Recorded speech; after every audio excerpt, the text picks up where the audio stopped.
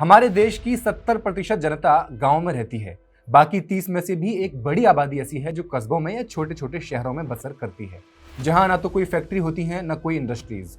ऐसे घर में जन्मा एक युवा बड़ा होकर के पड़ोस के किसी व्यक्ति की तरह सिपाही बनने का सपना देखता है, कोई सेना ज्वाइन करने का देखता है तो कोई अध्यापक बनने का, क्योंकि यही वो नौकरियां हैं जो सबसे सस्ती पढ़ाई करने के बाद यानी बीए बीएससी पास करने वाले के लिए आखिरी ऑप्शंस के रूप में बच जाती हैं। इन गांव और कस्बों में कोई किसी कंपनी के सीईओ बनने का या करोड़ों के स्टार्टअप करने का सपना तो नहीं देखता होगा। यहाँ का युवा घर परिवार त्योहार सबका त्याग करके कॉम्पिटिटिव एग्जाम्स की तैयारी करता है। उसे सरकारी नौकरी इसलिए चाहिए क्योंकि वहाँ सिक्योरिटी होती है। कैसी सिक्योरिटी? क्या काम ना करना पड़े फिर भी नौकरी बनी रहे, इसकी सिक्योरिटी नहीं। सिक्योरिटी इस बात की कि कहीं कोई जाति देखकर, रंग देखकर, जेंडर देखकर, धर्म देखकर नौकरी से निकाल न दे, जाति देखकर कमजोर समझकर नौकरी में रहते हुए असंवैधानिक काम करने को मजबूर न कर सके। इस बात की सिक्योरिटी कि उसके बच्चे कम से कम भूखे नहीं मरेंगे। लेकिन सरकारी नौकरी है कहाँ? चलिए, इंडस्ट्रीज भी कहाँ हैं? कहाँ से स्टार्टअप करने की पढ़ाई एक गांव में रहने वाला कर पाएगा? इन प्राइमरी स्कूलों से पढ़कर तो शायद नहीं। लेकिन देश में नौकरियों की चर्चा किसी भी राज्य में सिर्फ एक बार होती है, चुनाव से पहले। फिर 5 साल के लिए न कोई चर्चा होती न कोई भर्ती होती। नौकरी मांगने वालों को लाठी डंडों से ट्रीट किया जाता है। चुनाव आते ही कोई वादा करता है कि हर घर में एक सरकारी नौकरी देंगे, तो कोई कहता है कि हर एक घर में एक युवा को नौकरी देना संभव नहीं है। ये बयान बिहार की रूलिंग पार्टी की लीडर का है। बिहार एक ऐसा राज्य जहां बेरोजगारी और पलायन अब यहाँ की किस्मत बन गया है। पिछले 5 सालों में 75 लाख से ज्यादा लोग राज्य छोड़कर पलायन कर चुके हैं। इतने मेहनती लोग, इतनी लेबर फोर्स और डबल इंजन की सरकार के बाद भी बिहार में देश की कुल फैक्ट्रियों का 2% भी नहीं है। यहाँ चुनाव आते ही बोली लगाई जाती है, लेकिन इंडस्ट्रीज गुजरात में खोली जाती हैं। महिलाओं को पेंशन देंगे, फ्री में राशन देंगे, सब कुछ फ्री में देकर वोट भले ही लिया जा सकता है, लेकिन आंकड़ों में बिहार की बात हो, पूरे देश भर की बात हो, तो सरकारों की पोल खुलती रहेगी। क्या बिहार में असली रोजगार और निवेश की कोई योजना है, या सरकार सिर्फ छोटी छोटी स्कीम्स से जनता को बहला रही है? क्या बिना स्ट्रॉन्ग इंडस्ट्रीज और खेती में निवेश के ये पलायन और असुरक्षा रोकी जा सकती है?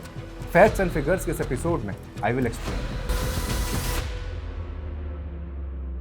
नमस्कार, मैं हेमंत और आप मॉलिटिक्स देख रहे हैं। तेजस्वी यादव बिहार में हर घर में एक युवा को सरकारी नौकरी देने का वादा कर रहे हैं, लेकिन बीजेपी चीफ दिलीप जायसवाल हंसते हुए बिहार के हर घर में एक युवा को नौकरी देने को असंभव कह रहे हैं। वजह है बिहार का बजट।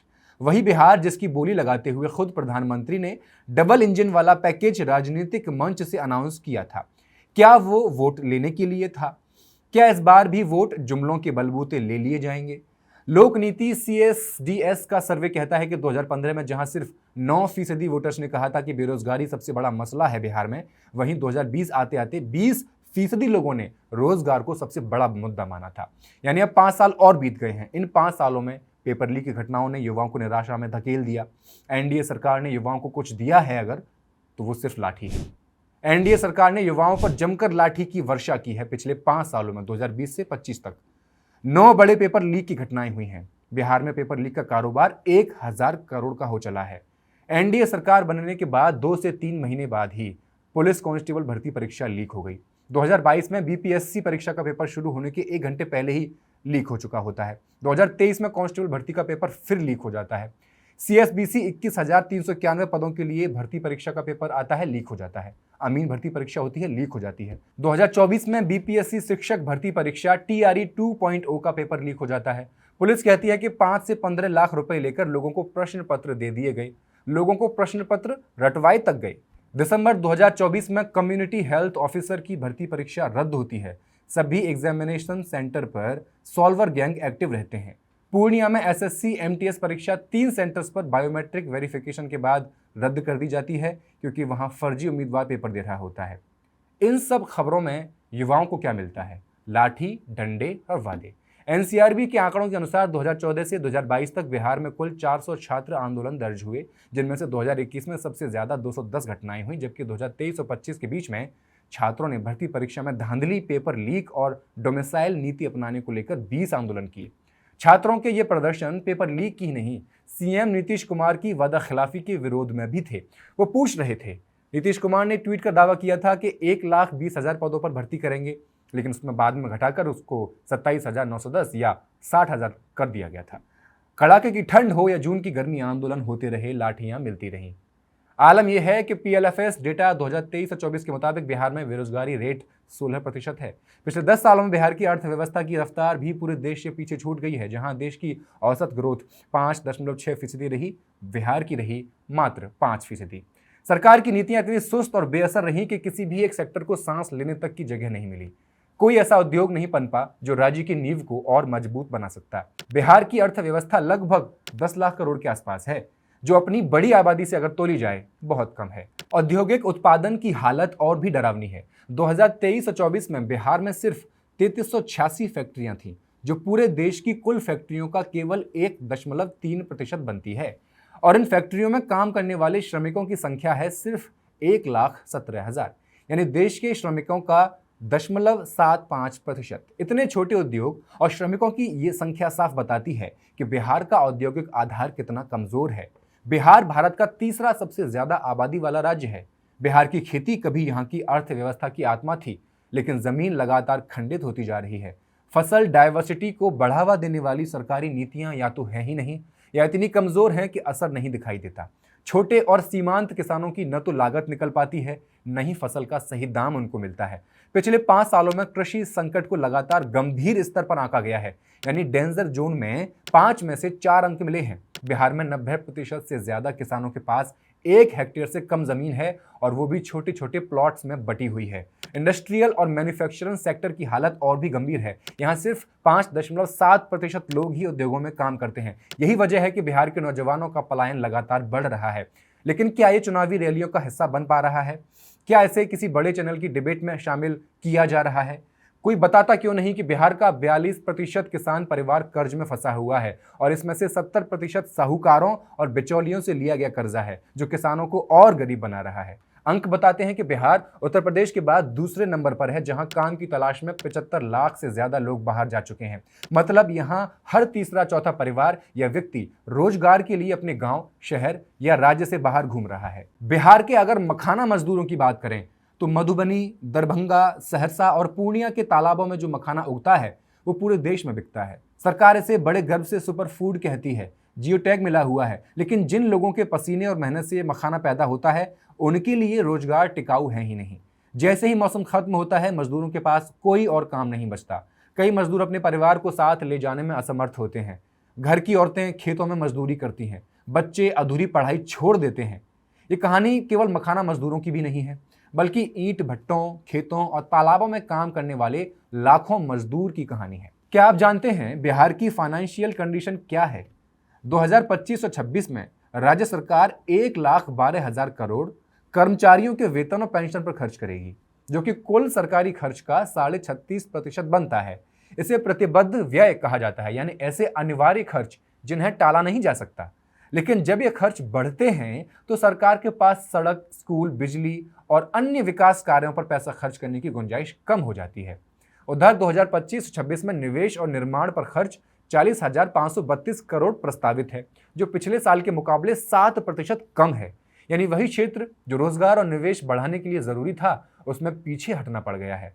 फिर एक बात तो तय है, चीख चीख कर 1,000 लाख करोड़ का पैकेज दिया गया था। वादा किया गया था कि डबल इंजन जब काम करेगा तो पैसों की कमी नहीं होगी। वो वादा खोखला साबित हो गया है। ये सब उस वक्त हो रहा है जब बिहार को निवेश और बुनियादी ढांचे में भारी बढ़ोतरी की जरूरत थी। पीआरएस लेजिस्लेटिव रिसर्च के मुताबिक 2025-26 का बिहार का बजट राजकोषीय घाटा बिहार की जीडीपी का 3%, यानी 32,718 करोड़ है। लेकिन असली तस्वीर 2024-25 में और भयानक थी, जब संशोधित अनुमान के अनुसार राजकोषीय घाटा 9.2% तक पहुंच गया, मतलब बजट अनुमान का 3 गुना। तो राज्य सरकार के सामने अब दोहरी चुनौती है। एक तरफ राजकोषीय घाटे को संतुलित करना, बैलेंस करना, और दूसरी तरफ निवेश बढ़ाना, इन्वेस्टमेंट बढ़ाना। मुख्यमंत्री महिला रोजगार योजना के तहत 25 लाख महिलाओं को 10,000 की राशि दी गई है। इस योजना के लिए कुल 7500 करोड़ का प्रावधान किया गया है। योजना का मकसद ये है कि महिलाएं छोटे छोटे व्यवसाय शुरू कर सकें। अगर ये व्यवसाय सफल होते हैं तो उन्हें अतिरिक्त 2 लाख की मदद भी दी जाएगी। लेकिन ये राशि वो कहां खर्च कर रही हैं, ये आप ग्राउंड पर जाकर देखिए तो पता चलेगा। अब सवाल उठता है कि ये योजनाएं मुफ्तखोरी कहलाएं या नहीं कहलाएं। अब कानूनी तौर पर इसका कोई स्पष्ट जवाब नहीं है, क्योंकि फ्रीबी शब्द की कानूनी परिभाषा है ही नहीं। लेकिन हकीकत यह है कि इन योजनाओं से सरकार का खर्च बढ़ेगा और जो पैसा खर्च होगा वो सीधे लोगों की जरूरतों और रोजमर्रा के उपयोग में जाएगा। लेकिन इस खर्च का मतलब ये नहीं कि बिहार में सड़क, स्कूल, बिजली या अस्पताल जैसी लंबी अवधि की परियोजनाएं बन सकेंगी। यानी ये निवेश नहीं है, ये इन्वेस्टमेंट नहीं है, बल्कि सिर्फ खर्च है, एक्सपेंडिचर है।